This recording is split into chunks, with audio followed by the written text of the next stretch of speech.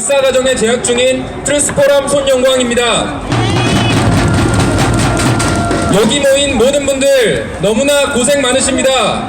존경하고 사랑하는 마음뿐입니다. 잘난 것 하나 없는 저와 트루스포럼에게 젊은이라는 이유로 사랑과 관심 주심에 먼저 크게 감사드립니다.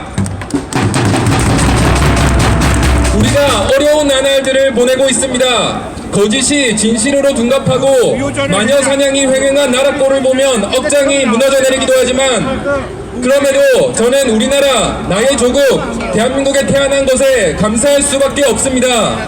눈물겨울 정도로 감사할 수밖에 없습니다.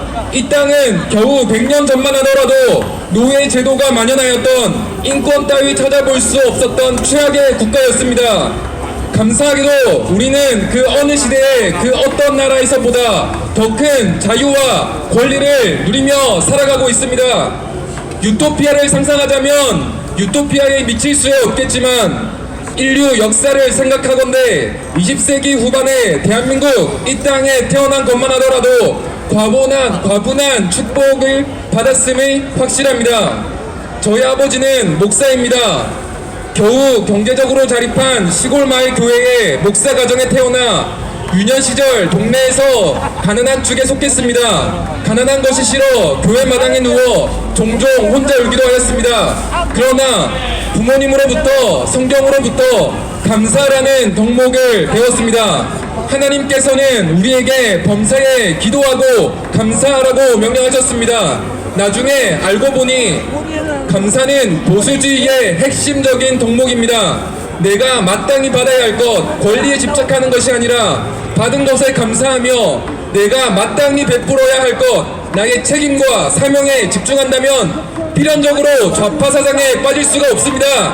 그렇기에 저는 부모님께 정치에 대해 따로 교육받은 적이 없음에도 성년이 된 후에 자연스레 우파가 될 수밖에 없었습니다. 맞습니다. 박수. 여러분, 반면에 주로 좌파들이 늘어놓는 불평이라는 것은 늘어놓기 시작하면 끝도 없는 것입니다. 완벽한 사회 따위는 어디에도 없었고 앞으로도 없을 것입니다. 저들은 그 이상과 현실에 간극이 존재한다는 사실을 악용하여 국민들을 선동해 왔습니다. 이렇게 거짓말은 역사, 경제, 정치 등의 분야를 막론하고 수십 년간 퍼져왔습니다.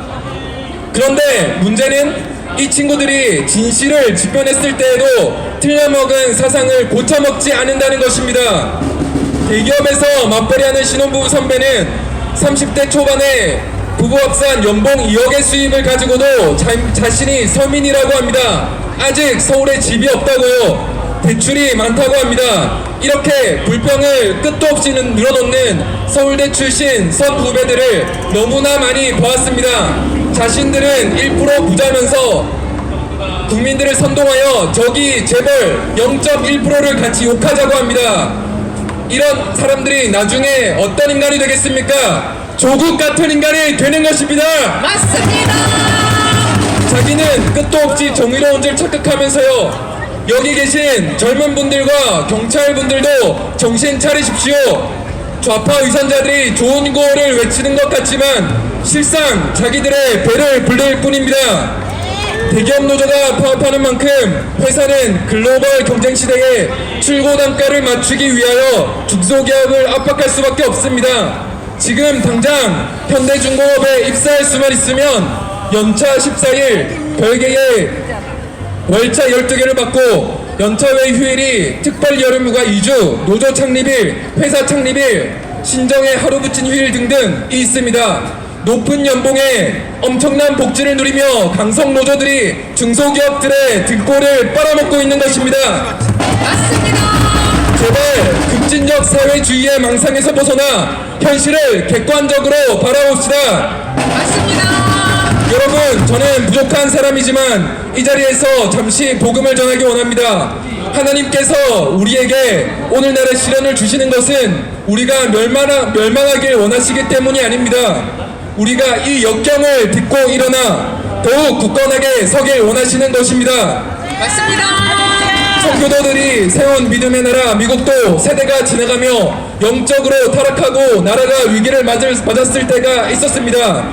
그러나 그때마다 위대한 지도자들이 나타났고 영적 대각성 운동을 통하여 국민들이 하나님 앞으로 돌아왔습니다. 대한민국도 드디어 그러한 때가 돌아왔습니다. 아멘. 우리는 지난 수십 년 동안 언젠가 절박히 기도하며 은혜를 갈구하던 때를 잊어왔습니다. 배부른 돼지가 되어가고 있었습니다. 그렇기에 하나님의 시험의 때가 오늘 도래한 것입니다. 맞습니다. 여러분 신기하지 않습니까? 현재 태극기 집회를 지지하는 대부분의 청년이 크리스천입니다. 탄핵 사태 초기부터 이상한 김체를 차린 다수의 사람들이 크리스천이었습니다. 그렇기에 일본이 일제시대에도 많은 독립투사들이 크리스천이었기에 일본이 한국 교회를 핍박하였습니다.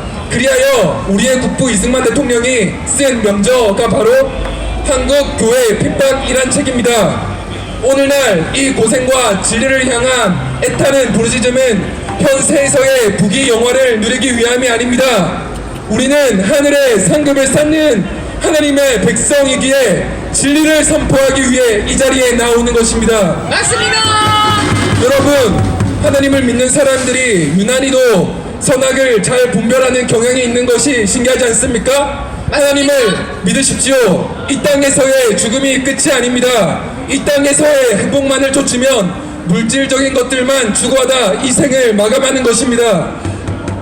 맞습니다. 그러나 하나님의 백성된 우리는 그 너머의 것을 바라보기 때문에 이 땅에서 어떤 고생된 일을 하든지 하나님께서 기억하시고 하늘나라에서 우리를 위로해 주실 것입니다. 여러분 속는셈 치고 교회에 나가서 성경을 읽어보십시오. 우리가 영적으로 회복되었을 때에 상상하지 못할 정도의 큰 복과 거룩한 사명을 하나님께서 허락해 주실 것입니다. 아멘.